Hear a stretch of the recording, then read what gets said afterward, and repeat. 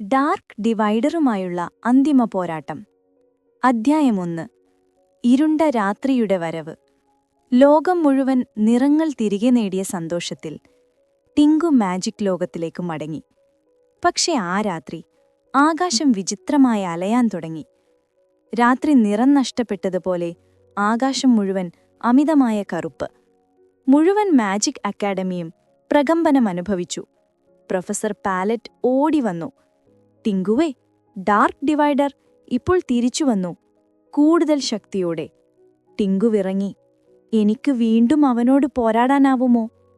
തത്ത അവന്റെ ചുമലിലിരുന്നു. ഒറ്റയ്ക്കല്ല ടിങ്കു, ഇത്തവണ നമ്മൾ ഒരുമിച്ചാണ്. അധ്യായം 2. കറുത്ത കോട്ട. ഡാർക്ക് ഡിവൈഡർ ഇപ്പോൾ ഒരു വലിയ കോട്ട പണിതിരുന്നു. ഡാർക്ക് ഹോളോ, നിറങ്ങളൊന്നും ഉള്ളിലേക്ക് കടക്കാത്ത വിധം പണിത കോട്ട. കോട്ടയുടെ വാതിൽ തുറക്കുന്ന ശബ്ദം തന്നെ സ്പൈൻ ചില്ലിംഗ്. ക്രൂ. കോട്ടയുടെ അകത്ത് വലിയ കറുത്ത സിംഹാസനം. അതിന്റെ മുകളിൽ കറുത്ത കവചത്തിലൊരു വിറയലുണ്ടാക്കുന്ന രൂപം. Dark divider. ടിങ്കു, നീ ലോകത്തിന് നിറം നൽകി. ഇപ്പോൾ അവയെല്ലാം മായ്ച്ച് ഞാൻ വരച്ച കറുപ്പ് മാത്രമേ ഉണ്ടാവൂ. ടിങ്കു കയ്യിൽ ഗോൾഡൻ ബ്രഷ് പിടിച്ചു. നിനക്ക് നിറങ്ങൾക്ക് വെറുപ്പ് തോന്നുന്നു, എന്തുകൊണ്ട്? ആശ്ചര്യമായി ഡാർക്ക് ഡിവൈഡർ കുറച്ച് നൊന്ത ശബ്ദത്തിൽ പറഞ്ഞു. എന്റെ വരകൾക്ക് ഒരിക്കലും ആരും മൂല്യമിട്ടില്ല. എന്നെ പരിഹസിച്ചു. അതുകൊണ്ടാണ് ഞാൻ ഈ കറുപ്പ് വരയ്ക്കാൻ തുടങ്ങിയത്. ടിങ്കു നിശബ്ദമായി. അവന്റെ കണ്ണുകളിൽ ചെറിയൊരു കരുണയിറങ്ങി. അധ്യായം 3. പോരാട്ടത്തിന്റെ പൊട്ടിത്തെറി. ഡിവൈഡർ തന്റെ വലിയ കറുത്ത തൂമ്പിക്കോലുയർത്തി. Colour breaker. ടിങ്കു ബ്രഷ് ഉയർത്തി. Colour maker. രണ്ട് ശക്തിയും തമ്മിൽ ഏറ്റുമുട്ടുമ്പോൾ കോട്ട നടുങ്ങി. മുഴുവൻ മാജിക് ലോകം പ്രകമ്പനമനുഭവിച്ചു. ടിങ്കുവിന്റെ വർണ്ണസ്പാർക്കുകൾ, ഡൈവൈഡറുടെ കറുത്ത ചുഴലുകൾ പരസ്പരം ഇടിച്ചുതെറിച്ചു. പക്ഷേ ടിങ്കു പതിയെ പതിയെ ക്ഷീണിച്ചു. തത്തേ, എനിക്കിനി കഴിയില്ല, തോറ്റുപോകുന്നതുപോലെ തോന്നുന്നു. അപ്പോൾ തത്ത പറഞ്ഞു, ഓക്കെ ശരി ടിങ്കു, പക്ഷേ ശ്രമം നിർത്തുന്നത് മാത്രം തെറ്റാണ്. ടിങ്കു വീണ്ടും ഉയർന്നു. ബ്രഷ് അതിതെളിച്ചത്തോടെ മിന്നി. പക്ഷേ ഡിവൈഡർ ടിങ്കുവിന്റെ നേരെ ഒരു ഭീമൻ കറുത്ത തീഗോളം അയച്ചു. ടിങ്കു വെന്തുപോകുന്നതുപോലെ അവൻ പൊഴിഞ്ഞു വീണു.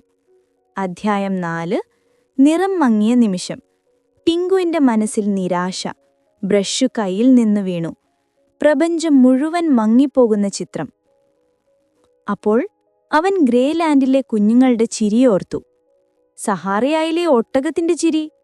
ഐസ് പീക്ക് പെൺകുട്ടിയുടെ നന്ദി. തത്ത അവന്റെ കവിളിൽ തട്ടി പറഞ്ഞു, ടിങ്കു, നിന്റെ വരവർണ്ണ ഉപകരണത്തിലല്ല, നിന്റെ ഹൃദയം തന്നെയാണ് ലോകത്തെ നിറച്ചത്. ടിങ്കു കണ്ണുകൾ തുറന്നു. ഹൃദയം പ്രകാശിച്ചു. അധ്യായം 5. യഥാർത്ഥ നിറത്തിന്റെ ശക്തി. ടിങ്കു ഒരു പുതിയ വര വരച്ചു. ഒരു ചെറിയ ഹൃദയത്തിലെ വെളിച്ചം. അത് പതുക്കെ പതുക്കെ വലിയ വെളിച്ചമായി ഉയർന്നു. വെളിച്ചം കോട്ട മുഴുവൻ നിറച്ചു. ഡാർക്ക് ഡിവൈഡർ തന്റെ കണ്ണുകൾ പൊത്തിക്കൊണ്ടു പറഞ്ഞു, ഇതെന്ത് ശക്തിയാണ്? ടിങ്കു പറഞ്ഞു, ഇത് വരയുടെ ശക്തിയല്ല, മാപ്പിന്റെ ശക്തി. ടിങ്കു ഡൈവൈഡറുടെ മുന്നിലൂടെ നടന്നു. അവന്റെ കറുത്ത വരകൾ സ്ലോലി നിറങ്ങൾ കൊണ്ടു മിനുങ്ങാൻ തുടങ്ങി. നിനക്കൊരിക്കൽ ദുഃഖം നൽകിയവരുണ്ടെങ്കിൽ അതിന് ലോകം മുഴുവൻ ശിക്ഷിക്കേണ്ടതില്ല. നിന്റെ വരയിലും പുതിയ തുടക്കം വരയ്ക്കാം. ഡൈവൈഡറുടെ രൂപം ക്രമേണ മാറി. അവന്റെ ഹൃദയം നിറപ്പെട്ട ഒരു ചെറുപ്പക്കാരനായി. അവൻ കരഞ്ഞു, എനിക്ക് വീണ്ടും വരയ്ക്കാൻ പറ്റുമോ നിറങ്ങൾ? ടിങ്കു അവന്റെ കയ്യിൽ ഒരു സാധാരണ പെൻസിൽ നൽകി. മാജിക് ഇവിടെ തന്നെയാണ്, അവൻ ഹൃദയത്തിലേക്ക് വിരൽ ചൂണ്ടി പറഞ്ഞു. അധ്യായം 6. ആഴത്തിലുള്ള പുത്തനുദയം. ഡാർക്ക് കോട്ട തകർന്ന് പ്രകാശം മുഴുവൻ മാജിക് ലോകം നിറയ്ക്കുകയും ചെയ്തു. കുട്ടികൾ ചിരിച്ചു, വനങ്ങൾ പൂത്തു, നദികൾ പ്രകാശിച്ചു. മുഴുവൻ ലോകം പുനർനിർമ്മിതമായി. പ്രൊഫസർ പാലറ്റ് പ്രഖ്യാപിച്ചു, ഇനി മുതൽ ടിങ്കു ലോകത്തിന് നിറം കൊടുക്കുന്ന ഗ്രാൻഡ് ആർക്ക് ഗാർഡിയൻ. തത്ത ചിരിച്ചു. എന്നും അസിസ്റ്റന്റ് സൂപ്പർ ഹീറോ തത്ത എന്ന് വിളിച്ചാൽ മതി. കഥയുടെ വലിയ സന്ദേശം. ഇരുട്ടിനെ വെളിച്ചത്തിൽ തോൽപ്പിക്കാം, പക്ഷേ വെളിച്ചം ഹൃദയത്തിനുള്ളിൽ നിന്ന് തുടങ്ങണം. ഒരാളുടെ ദുഃഖം അവനെ ദുർമാർഗത്തിലാക്കാം. അവരെ മാറ്റുന്നത് ശിക്ഷയല്ല, കരുണയാണ്. യഥാർത്ഥ മാജിക് വരകളിലും ബ്രഷിലുമില്ല, സ്വഭാവത്തിലും ക്ഷമയിലും ദയയിലുമാണ്.